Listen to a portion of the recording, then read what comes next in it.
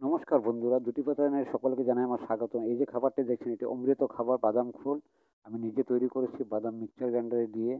দেখুন পেস্ট করেছি। তারপর পেস্ট করার পর বাটিতে নিয়েছি। বাটিতে নিয়ে বাটিতে জল দিয়েছি, দিয়ে সেটাকে আমি একটি ডিবির মধ্যে জল ছিল সেটার মধ্যে দিয়েছি। দিয়ে তো দু চারবার আমি সেভাবে নাড়াচাড়া করেছি। যখনই গাছে দেবো তখন আরও জল মিশিয়ে সেটাকে পাতলা করে আমি গাছের গুঁড়িতে দেবো। এতে গাছ অনেক ভালো থাকে এবং গাছের পক্ষে খুব ভালো খাবার। সেটা খাবারও আছে, জলও আছে, দুটো একসাথেই যাচ্ছে গাছের মধ্যে, তাই গাছটি দ্রুত বেড়ে উঠছে এবং পাতাগুলো সবুজ সবুজ দেখা যাবে, গাছ সতেজ থাকবে। আপনারা এই অমৃত খাবারটি কমসে কম সপ্তাহে একবার দিন, তাহলে আপনাদের গাছও এরকম হবে।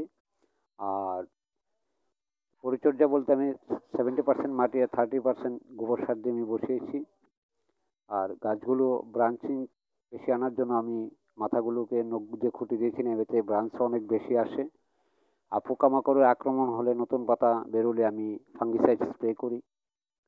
তো এইভাবেই আপনারা পরিচর্যা করুন, এতে গাছ অনেক ভালো থাকবে। তো আমার ভিডিওটি যদি আপনাদের কোনো উপকারে আসে তাহলে আমি অনেক খুশি হব, এবং কমেন্ট বক্সে লিখে জানাবেন যে আমার ভিডিওটি কেমন হচ্ছে এবং আপনারা কীরকম উপকার পাচ্ছেন। যদি ভালো হয় তবেই আপনারা লাইক, শেয়ার এবং সাবস্ক্রাইব করবেন।